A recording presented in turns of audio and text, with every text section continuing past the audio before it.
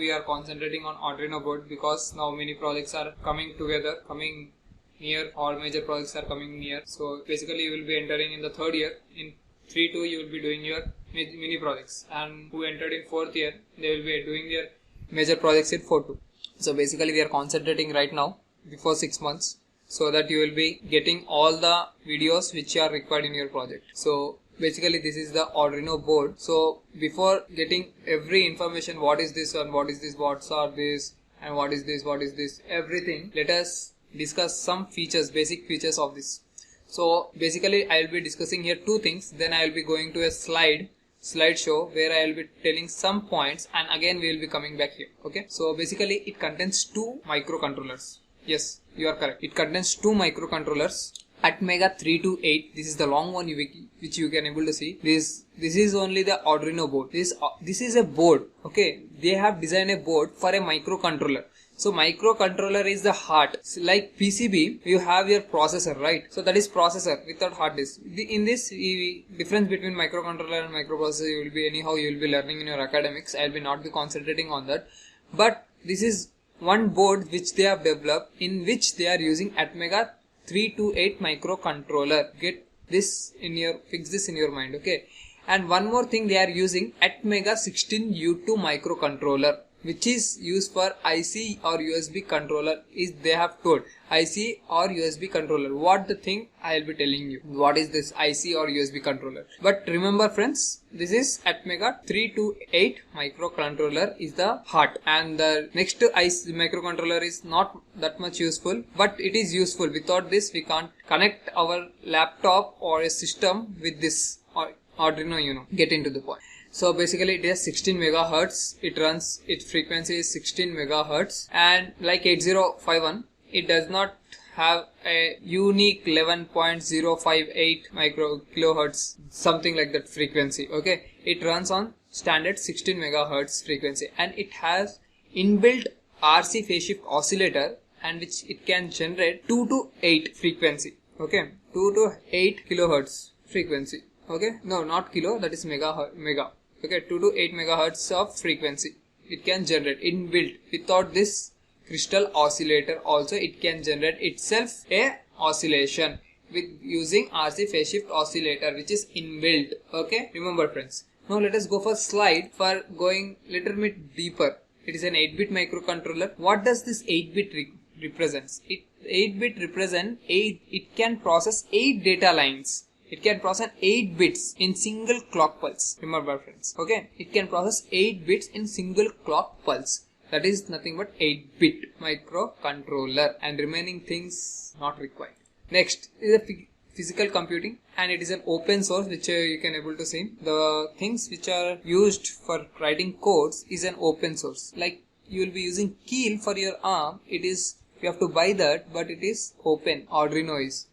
And the hardware abstracted, writing languages USB programmable, large community, and it is less inexpensive. You can buy it in 2500. That's it. So basically Atmega 328, you can able to see in any PPTs. I have gone to Google and I have searched for PPT on Arduino. That's the reason I have got this. I found that it is okay, quite useful for you. It will be useful. So that's the reason I am telling about it. Wherever you see, they will be discussing only about Atmega 328, that is 8-bit microcontroller. They will be not discussing one more thing, one more microcontroller which is used, that is Atmega 16U2. Why? I will be telling you in this video. At the last or end of the video, you will be going to know. So voltage regulator, it has, and it is RISC based, which is 16 megahertz, which already I have told, and it has inbuilt 32K kilobytes of memory, 6 channels, 10-bit ADC. Inbuilt it has 10-bit ADC. Remember friends, why we require A to D converters, we will be discussing when we will be talking about analog programs. Okay, in digital programs we will not be discussing. This is the basic introduction video friends. Okay, we have a PWM output also, where in 8051 we don't have that. I2C and a connector. We have SPI, serial peripheral interface connector. We have these boards. Okay, so this is the second one, and this is the third one. This is the overview of the board which we will be discussing, and we have digital pins, analog pins, serial communication can be done. Okay, So these are the three things which we can able to do. So terminology, IO boards, main controller, these things are not required right now, and these are the different kinds of boards which you can find in markets, and this kind of different types of LCDs which you can buy in market. So that is the basic diagram they have given.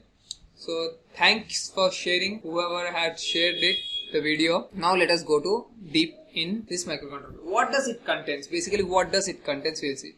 It contains a power supply, right? It contains a power supply. Next, it contains a voltage regulator. If there are any glitches, nothing but you have spikes in your voltages, right?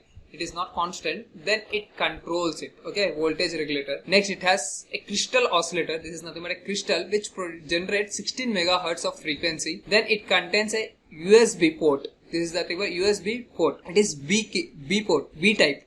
We have different USB. Okay, if you search in Google, we have A type, B type, C type. These are different categories of USBs. Okay, this is also a USB.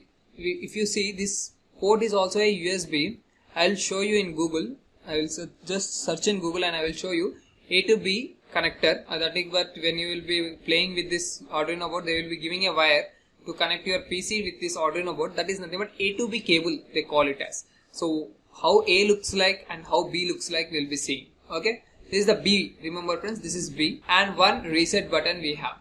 These two are your capacitors. These capacitors are used for this voltage regulator, right? This voltage you supply, na? So for that they have voltages, and this is one kind of diode, and for this we have this IC. Okay, if we connect both of them, this is a comparator IC. Okay, they have not mentioned in this picture also, but remember friends, we have a comparator IC which I'll go from top to bottom. Okay, so let me zoom it off and let me show you everything, every parts, as I know everything, as I know something, not everything of this board. So let us go. So this is nothing but your comparator.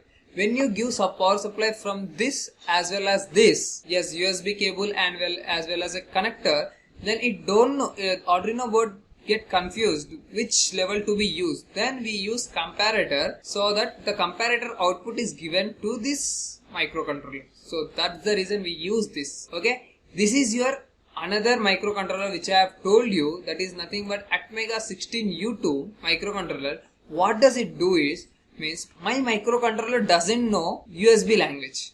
It doesn't have USB port, USB. It can have I2C. It knows I2C language. It knows nothing but these are protocols. It knows I2C protocol. It knows SPI protocol. It knows, but it doesn't know USB protocol. So to communicate with my PC as well as my microcontroller, I require this microcontroller Atmega 16U2, so that it can convert this USB language to my microcontroller understandable language. So that's the reason we use this. Remember friends, okay, nobody tells you, so in my channel you can able to know. That's the thing we can use it. And this is your USB interface. You can able to see USB interface. ICSP for USB interface. We can USB to interface your USB. We will be using this. For I2C serial clock, serial data we have. So I will be telling how these all things looks like USB, how many wires are there, and next I2C how many wires are there, SPI how many wires are there, what are the different things, hardware architecture I will be telling you, and you can able to imagine that okay, these have this many things, so that I should write the program in such a way that this has to be activated or this has to be deactivated, and this pin will be acted as an input pin, or this pin will act as an output pin. So that's the thing you will be knowing. So you just ignore this MISO, master in, slave out, master out, slave in. So in this we have SPI. See, I2C we have two lines, that is nothing but serial clock and serial data. Nothing but we have a clock and we have a serial data. This is an half duplex, full duplex, half duplex we will be learning, right? So one wire is used for data in I2C and one wire is used for serial clock. Depending upon the clock pulse, my PC will be giving my bits serially, and one time it can transmit or it can receive. It can't do both at single clock. But wherein SPI, see, we have a separate clock where we have a master in, this is an input, and slave out, and this is a master out. If it is as used as a master, then it will be act as an output, and it will act as an input. So we have different lines here as slave select. We can select the slaves. Means if two or more things are connected, then we can select the slave also, and we can program it. Okay, so those are 4 different parameters are used, and we have different dedicated pins. You can able to see that there are small lines present in front of the numbers in each and every pin. So that is nothing but PWM pins, pulse width modulation pins. In your AC analog circuits, you will be learning this. I think AC will be coming in the 3rd year, so you will be learning in 3rd year. So if you are watching before 3rd year, just remember that PWM is one type of clock pulse where we can adjust the clock on and off time. Okay, that's the thing you remember. And we have 2 interrupts and transmit and receive. We can transmit the data and receive the data. For that we have transmitter section and receiver section. Okay, LEDs, nothing but LEDs. And 13th pin is always connected to your LED, so that you can program it and you can check blinking of LED. You can do it. Reset button. You have completed this portion, right? I have completed this all. This is nothing but your resistor. These are nothing but your capacitors, resistors in small components. Okay. Now let us come down, little down here. ICSP for Atmega32. So this is nothing but MOSI and MISO, and this is one kind of an protocol to program this Atmega. So basically we will not be using anywhere. But remember friends, whenever you buy a new Atmega, nothing but UNO board, you have to load a boot loader. You have to, first of all, you have to dump a bootloader, nothing but a BIOS. In your computer you have a inbuilt BIOS, right? They will program the inbuilt BIOS and then they will be giving to us. Okay, they will be launching in the market. So similarly it has bootloader. Okay, in bootloader we have to dump a code in it.